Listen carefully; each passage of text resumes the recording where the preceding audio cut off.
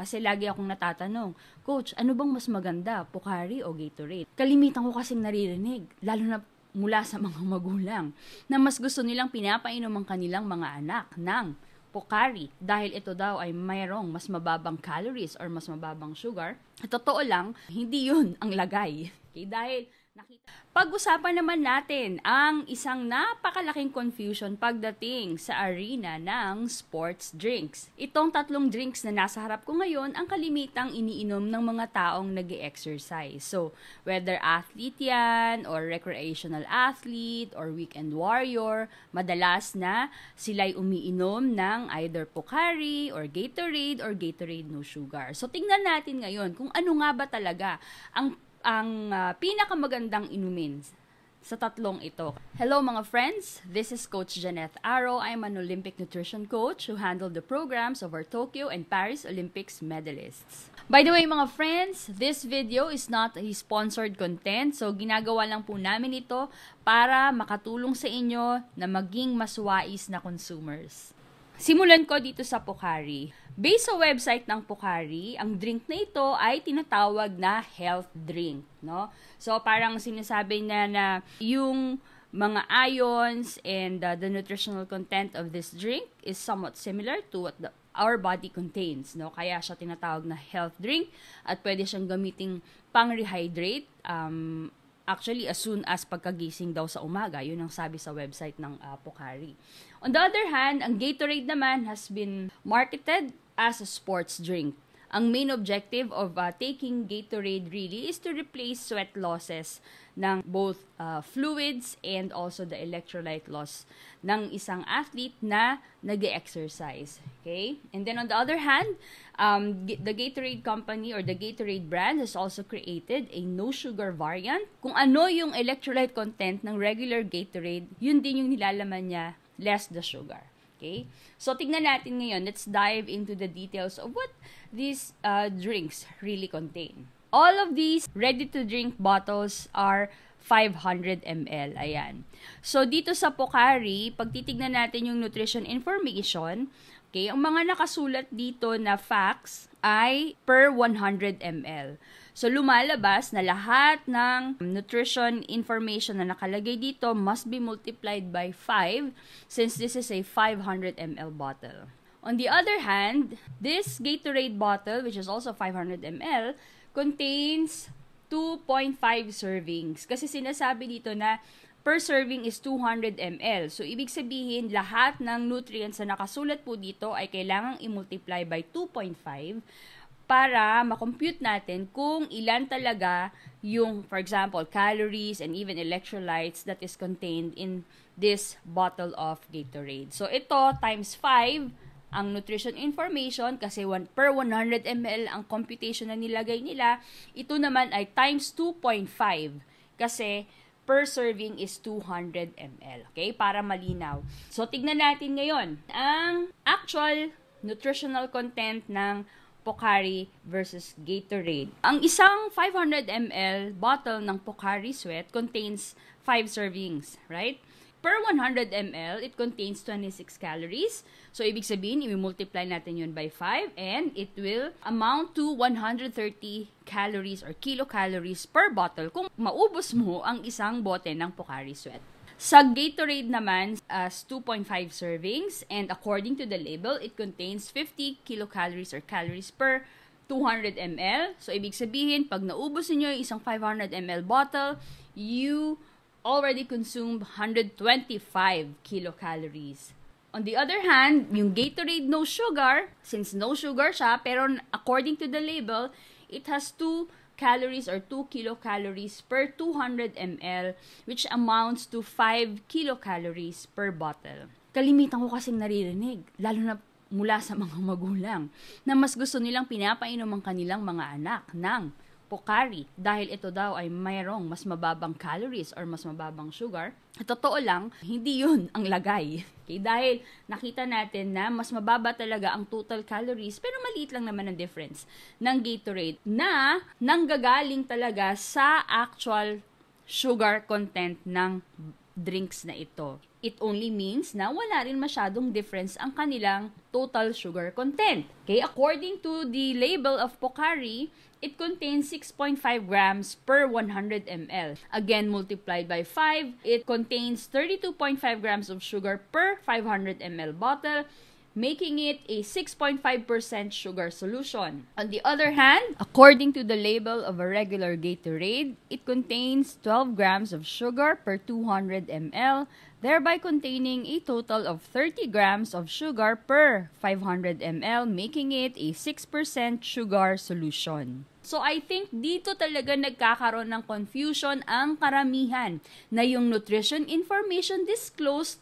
ng Pocari ay on a per 100 ml versus the nutrition information disclosed ng Gatorade ay on a per 200 ml basis. Okay? So, you see, there really is not much of a difference. Parang ano lang, actually, mas mataas pa nga ng 2.5 grams yung sugar content ng Pocari.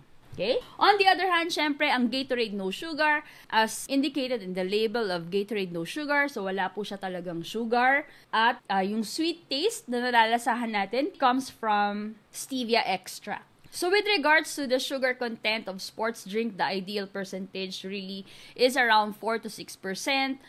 The highest would be 8%. So, sa ganung level, yun yung mas mabilis na maa-absorb. Yun yung optimum level. So, actually, ang mga sports drinks na ganito, yun nga, ang Gatorade ay 6% at ang Pocari ay 6.5%. Optimum po yung kanilang sugar content with regards to the absorption rate. So ngayon, isunod naman natin yung electrolytes kasi yan din ang isang reason kung bakit umiinom ang mga taong nag-exercise ng sports drink. Not only to hydrate and to provide energy but also to replenish electrolytes. So ang isang pinaka-importanting electrolyte pag nag-exercise ay ang sodium dahil ito yung mas malimit na nawawala through sweat. So yun ay kailangang pinapalitan. However, hindi po kailangan na technically during exercise pinapalitan ang sodium, but rather you can replace sodium losses through meals also even after exercising. However, consuming sodium together with the rehydration beverage provides some benefits. So unang-una doon ay maiiwasan natin yung hyponatremia or yung dilution or yung overdilution ng sodium sa katawan ng isang taong nag-exercise because of overdrinking ng mga fluids na walang sodium relative to the sweat losses. So, halimbawa, nagpawis ka. Tapos, ang nangyari, maraming sodium na nawala sa pawis mo. Tapos, ang ininom mo lang halimbawa ay tubig, no? Walang extra sodium yon. Tapos, ang dami-dami mong ininom na tubig. So, ang nangyayari, yung sodium sa loob ng katawan ay nadadilute. Meaning, bumababa masyado yung level kasi ang dami mong fluids na ininom. Tapos, ang dami ring nawala sa pawis mo. Yun ay dapat na pinapalitan, okay, through these sports drinks kasi may kasama na rin siyang sodium together with the fluids. Okay? So, magkasama na siyang ibinabalik sa katawan natin pag kayo ay uminom ng isang sports drink or in the case of Pocari, a health drink. Pero same lang yun. Okay? So, ano nga ba talaga ang sodium content ng mga drinks na ito? Okay, so ang Pocari, according to the label, has 49 mg sodium per 100 ml or 245 mg sodium per bottle. Or, pag ginawa natin per liter, it will provide 490 mg sodium per liter. On the other hand, ang Gatorade naman has 90 mg per 200 ml or 225 mg per bottle. And if you consume a liter, you will get 450 mg of sodium.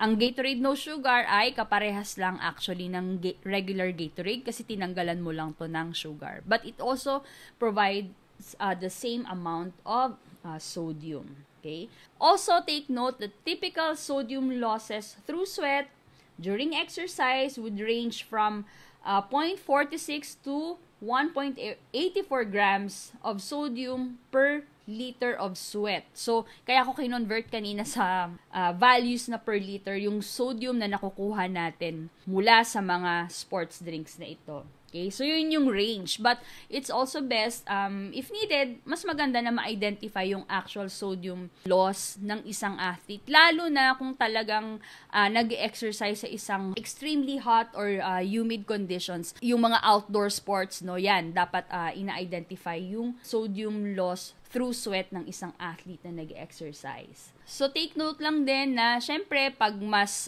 mahirap yung exercise, pag mas mainit yung environmental conditions, may mga tao talaga na mas marami ding nawawalang pawis together with sodium doon sa katawan nila. So, iba-iba yung sweat rate and yung amount ng sodium lost through sweat ng mga athletes. So, kung kayo ay nag-exercise sa isang mainit na environment, kunyari nagbibisikleta kayo, no, napakainit ng nung sikat ng araw, o kaya halimbawa nagte-tennis kayo outdoor, no, tapos ang haba ng match, yan, ito yung mga example ng mga athletes na talagang dapat mas nagiging conscious kayo dun sa sweat rate ninyo at yung amount of sodium that's lost through sweat na dapat pinapalitan, constantly nire-replenish during exercise. Okay, para maiwasan yung hyponatremia at syempre ma-maintain yung electrolyte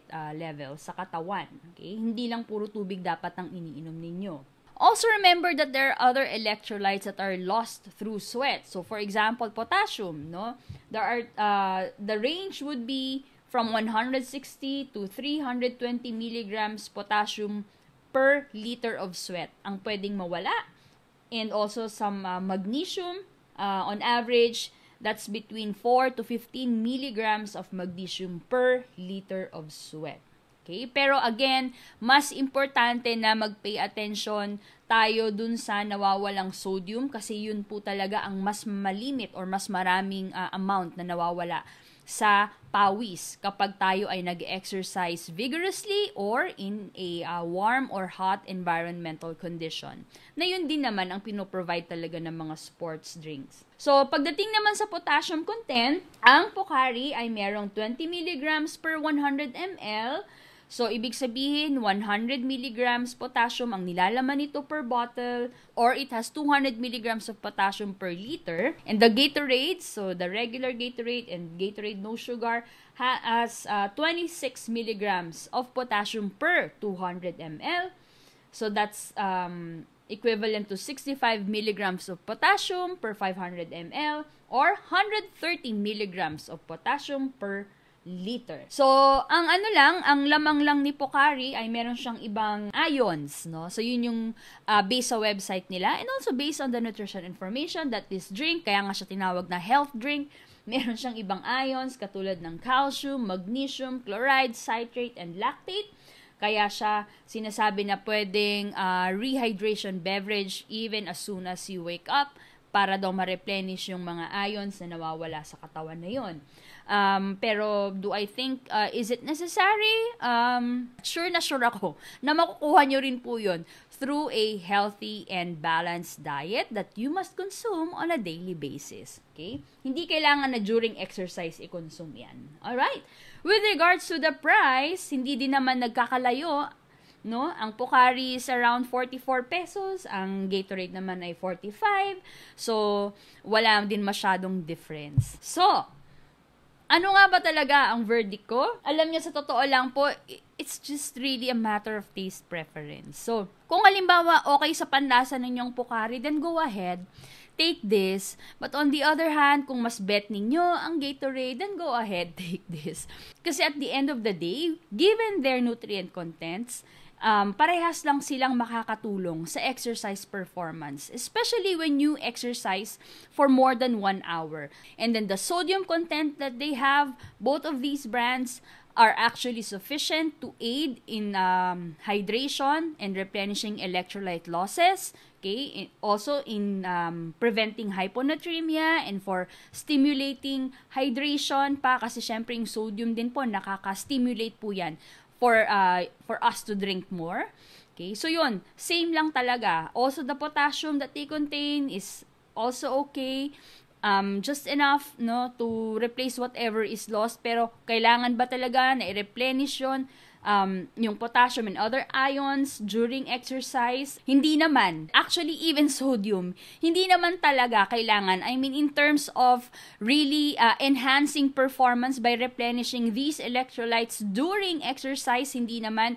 You can really replenish it even after you exercise. Just make sure that you get to replenish whatever is lost. So, ako po as a sports dietitian, ini-encourage ko talaga yung mga athletes ko to consume sports drinks, especially during exercise, lalo na kung hindi naman sila weight class athletes, kasi talagang nakakatulong yan sa performance. They already provide everything that you need to improve performance and replenish everything that is lost during exercise. So, nandyan yung energy, nandyan yung fluids, and also nandyan yung main electrolyte that's lost through sweat, which is sodium. Also, take note na kung kayo ay nag-exercise, parang light lang naman yung workout ninyo at hindi nyo kailangan ng extra boost sa energy, yes, you may take the no sugar variant of Gatorade kasi it has also the electrolytes, no? Or kaya gusto nyong naglo-lose kayo ng weight, no? So, pwede din ito to replenish fluids and also yung electrolyte that's lost through sweat. So, I hope na-clarify kung ano yung difference between these two brands at sana ay hindi na po kayong malito kung ano nga ba yung better over the other, ganyan. Kasi halos pares lang din naman talaga yung contents nila. So, walang problema kahit ano yung piliin ninyo over the other. Basta kung ano yung swak sa panlasa ninyo at mamimaintain ninyo yung consumption. Ayan, sana ay may natutunan kayo sa session natin ngayon and I hope to see you again guys on our next session. This is Coach Janet. Mabuhay!